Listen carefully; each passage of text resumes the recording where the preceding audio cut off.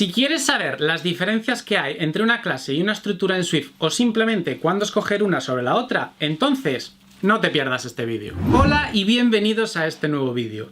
Para los que lleguéis nuevos y no me conozcáis, me llamo Alexandre Freire y soy desarrollador y formador iOS. Si tú también quieres aprender a desarrollar apps nativas con Swift, entonces suscríbete por aquí abajo y no te pierdas ninguno de los vídeos que seguiré subiendo con más tutoriales, más consejos, preguntas sobre entrevistas y mucho más. En este vídeo vamos a responder una de las preguntas más comunes en una entrevista para desarrollador de iOS. ¿Cuál es la diferencia entre una clase y una estructura en Swift? Pero antes de hablar de las diferencias, vamos a ver primero qué tienen en común. Ambos mecanismos se utilizan para crear nuevos tipos en Swift. Tipos que no vienen de serie en el lenguaje, como pueden ser los strings, los enteros o los booleanos.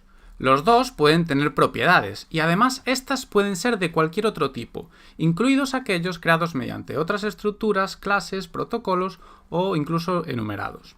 Y por último, los dos también pueden contener métodos. Es decir, que a priori ambos sirven para lo mismo y no hay demasiada diferencia entre crear una clase o un struct. ¿Es eso correcto? Bueno, pues sí y no. Aunque los dos sirven para lo mismo, internamente sí que tienen algunas diferencias. Vamos a empezar por la diferencia entre value type y reference type. Las structs son value types o tipos por valor, mientras que las clases son reference types o tipos por referencia. Y ahora, claro, te estarás preguntando, ¿qué carajo es esto de tipo por referencia y tipo por valor? Bueno, pues los tipos por valor se copian, ojo, se copian cuando se asigna a una nueva variable o se pasa como parámetro en una función, mientras que los tipos por referencia se comparten. Como probablemente esta sea tu cara ahora mismo y no sepas a qué me refiero, antes de entrar en el detalle técnico, déjame utilizar una analogía para que lo entiendas mejor. Cuando yo estaba estudiando en la universidad y tenía que hacer un trabajo grupal, creaba un fichero de Microsoft Word, ¿no? Un .docx o .doc. Cuando yo terminaba de trabajar en mi parte, se la enviaba a mis compañeros y ellos modificaban la copia que yo les había enviado, añadiendo su parte del trabajo. Pero el documento original, es decir, el mío, el que yo creé en mi ordenador, el que está en mi ordenador, no cambiaba cuando ellos añadían su parte del trabajo. El que sí que se modificaba era la copia que tenían ellos en su propio ordenador. Pues en el mundo del software, un documento de Word sería un value type. Pero hoy en día, trabajar en grupo en la universidad es mucho más sencillo gracias a Google Docs. Con los documentos de Google, si yo le envío el link del documento, o sea, la referencia del documento, a mis compañeros y ellos lo modifican, en realidad están modificando el mismo documento, el original, el único, ¿vale?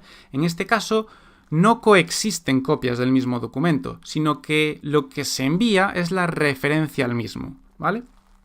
En el mundo del software, un Google Doc sería un reference type.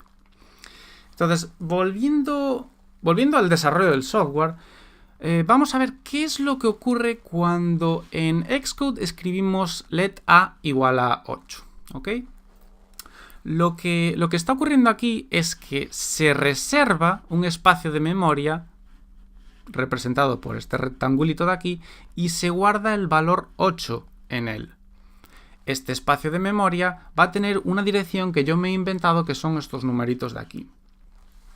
Y por último, se crea un símbolo A que apunta a esa dirección de memoria, ¿vale? Entonces, vamos a ver qué ocurriría si A fuese un reference type. Y en Xcode añadimos let b igual a A. Lo que ocurre aquí es que se crea otro símbolo B que apunta a la misma dirección de memoria que A, ¿vale?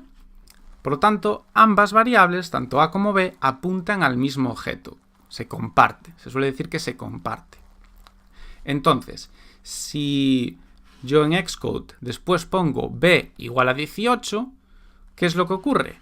Pues el sistema se viene aquí, dice B, ok, ¡pum! Y le cambio el valor a 18. Entonces, ¿qué está ocurriendo? Pues que el objeto A también pasa a tener un valor de 18. Porque son el mismo objeto, porque están compartiendo la referencia. ¿Ok? Se trata del mismo objeto. ¿Qué ocurre, sin embargo, si A fuese un value type? Pues 1. Se crea un nuevo espacio de memoria con otra dirección, que me voy a inventar que son estos otros números, y se copia el mismo valor que tiene A en esta nueva dirección de memoria. Es decir, tenemos un nuevo espacio de memoria con el mismo valor, ¿vale? Y por último, se crea un nuevo símbolo B que apunta a esta nueva dirección de memoria. ¿Ok? Resumimos. Se crea un espacio de memoria nuevo, se copia el valor que tiene A, es decir, el 8, en esta nueva dirección de memoria, y se crea un nuevo símbolo que apunta a esta dirección de memoria recién creada. ¿Ok? Entonces, si ponemos B igual a 18, el sistema va a B, va a lo que apunta a B y ¡pum! Cambia a 18. ¿Y qué le ocurre a A? Que no ha cambiado, porque es otro objeto diferente. ¿Ok? Aquí el que se cambia es la copia, es el documento de Microsoft Word. ¿Vale? Bien, vamos a pasar a otra diferencia, que es el stack y el heap. Las estructuras se crean en el stack, mientras que las clases lo hacen en el heap. Tanto la una como la otra son estructuras de datos que se utilizan para la reserva de espacios de memoria en el software. En el caso del stack, o también llamado pila de llamadas, podemos destacar que su ejecución es inmediata, la controla la CPU, y lo más importante es que es muy eficiente y muy rápido. ¿Vale? Funciona bajo el concepto de LIFO o Last In First Out, y de ahí su rapidez y eficiencia. El heap o almacenamiento libre también se le suele llamar, puedes verlo como si fuese una enorme pieza de memoria que el sistema puede solicitar reservar un trocito mediante alloc. ¿Os acordáis de Objective-C? El alloc init. Pues mediante alloc reservas un espacio de memoria. ¿Ok? ¿Y qué tiene de especial? Pues que añadir o borrar memoria del heap es un proceso más costoso y pesado, y por lo tanto también más lento. Otra diferencia son los inicializadores. Las estructuras crean un método init por defecto, un default init con tantos parámetros como propiedades tenga. Aunque ojo, porque en el momento en que nosotros creamos el init o un init nuevo, el que se crea por defecto desaparece y tendríamos que volver a añadirlo manualmente. ¿Vale? Luego lo vemos en Xcode. En el caso de las clases, siempre tenemos que definir nosotros mismos el inicializador. Repito, siempre. Bueno, a menos que todas las propiedades sean opcionales, ¿vale? O no haya propiedades. Pero en el resto de casos siempre tenemos que definir nosotros el init. Por eso, cuando estamos definiendo una clase, cuando estamos comenzando a escribir una clase, el compilador ya se está quejando desde el primer momento y nos dice algo así como: hey, la clase fulanito de tal no tiene inicializadores. Y bueno, hablando de inicializadores, las clases tienen inits de conveniencia, marcados con la palabra convenience delante, mientras que las estructuras no tienen esto. Un truco: si en una estructura añades los inits dentro de una extensión, el init por defecto no se destruye y no tendríamos que volver a añadirlo nosotros manualmente. Otra diferencia, la inmutabilidad. En las estructuras todo es inmutable por defecto, todo. Para poder modificar una estructura mediante una función, tenemos que marcar esa función como mutating, ¿vale? Hay que poner delante la palabra reservada mutating o mutating delante de la firma de la función. En el caso de las clases, fíjate, aunque declares un objeto como constante mediante let, vas a poder modificarlo y lo vamos a ver ahora en el playground. Una curiosidad, la palabra mutating en realidad reemplaza el value type anterior por el nuevo. Es decir, que en realidad no se modifica, sino que se crea uno nuevo con los datos modificados y sustituye al anterior. Por último, las clases tienen herencia, es decir, pueden tener 0 o una superclase. Por ello, también se puede utilizar typecasting. Podemos castear, no sé cómo se dice en castellano, las clases. Y además, como se crean en el heap y es memoria que hay que crear y liberar, todas ellas tienen un método de init que se ejecuta justo antes de eliminarse de memoria. Las estructuras, por el contrario, no tienen ni herencia, ni typecasting, ni métodos de init. Bien, nos vamos a Xcode y vamos a ver toda esta teoría en práctica. Para ello nos creamos un nuevo playground con dos páginas, una para clases y otra para estructuras, ¿vale?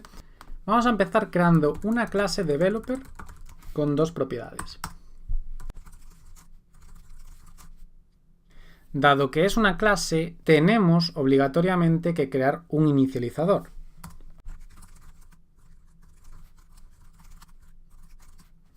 Ahora el compilador ya se queda contento. Vamos a crearnos un par de instancias de esta clase. Para la primera vamos a utilizar el método init y para la segunda simplemente vamos a asignarle el valor de la primera. Luego modificaremos el valor de la segunda y veremos cómo afecta a la primera instancia.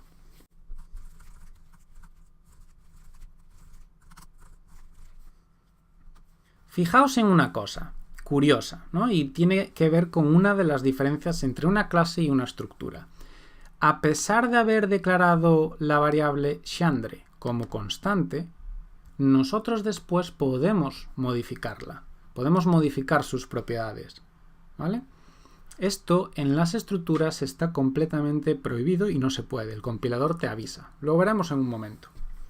Vamos a comprobar cómo afecta este cambio a la primera instancia. Aquí en la derecha podemos ver que tanto la primera instancia como la segunda tienen el valor Swift en su propiedad language. ¿Por qué? Porque en realidad se trata del mismo objeto.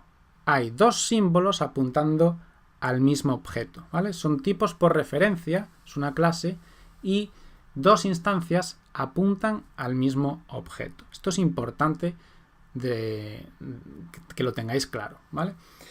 Vamos a copiarnos este código y vamos a pegarlo en la página de las estructuras. Y en donde pone class, vamos a poner struct y dado que las estructuras crean un inicializador por defecto, podemos cepillarnos el que acabamos de crear. Si le damos a play hasta la línea 12, vamos a ver que el compilador se queja. ¿Por qué? Porque has creado Xandre como una constante y aquí lo estás intentando modificar. Por defecto, todo en una estructura es inmutable, ¿ok? Entonces, si queremos ser capaces de hacer esto, antes debemos declararlo como variable, ¿vale? Vamos a ver cómo afecta este cambio de del segundo objeto en el primero. Vemos que el primero se mantiene exactamente igual. Su valor es Objective-C y el valor del segundo es Swift. ¿Por qué? Porque recordad, en los value types se genera un nuevo objeto, ¿vale? Son objetos diferentes, son copias diferentes. La variable Xandre apunta a una dirección de memoria diferente que la variable Alexandre, ¿vale? Esta es la principal diferencia entre un value type y un reference type. Ahora que ya hemos visto las principales diferencias entre una estructura y una clase en Swift, seguro que os es más sencillo escoger una u otra dependiendo de vuestras necesidades. Yo, en mi caso particular, utilizo las estructuras para mis modelos. Siempre empiezo creando mis modelos de mi aplicación como una estructura. Luego, si en el futuro necesito alguna característica concreta de las clases, como puede ser la identidad o la herencia, entonces lo paso a una clase. Si no, no. Las clases yo las utilizo para los objetos que hacen cosas. Aquellos que no son simplemente datos. Por ejemplo, los viewModels, controladores, presenters, coordinators, etc. Además, dado que las estructuras se crean en el stack y son muy rápidas, el factor velocidad a veces también es importante. Ponte en el caso de que necesites crear 2000 objetos en un periodo de tiempo muy corto. Entonces, crearlo como una estructura puede ser beneficioso. Y claro, algo que tenemos que tener en cuenta es que estamos desarrollando para Apple. Y Cocoa, que es el conjunto de frameworks de Apple, que nos proporciona Apple para desarrollar apps, está escrito en su gran mayoría en Objective-C. Objective-C no tiene estructuras, o al menos las estructuras tan potentes que tenemos en Swift. Entonces es muy común verse como obligado a utilizar clases cuando estamos desarrollando para Apple. Al menos hasta que en Cupertino se dignen a reescribir todo Cocoa en Swift, que por lo menos les llevará unos años. En definitiva, el lenguaje Swift nos proporciona clases y estructuras para crear nuevos tipos de datos. Ambas sirven más o menos para lo mismo, pero tienen unas diferencias sutiles que hace que escoger una frente a la otra sea más beneficioso en algunos casos. ¿Y tú qué utilizas? ¿Clases, estructuras o las dos? Cuéntamelo en los comentarios.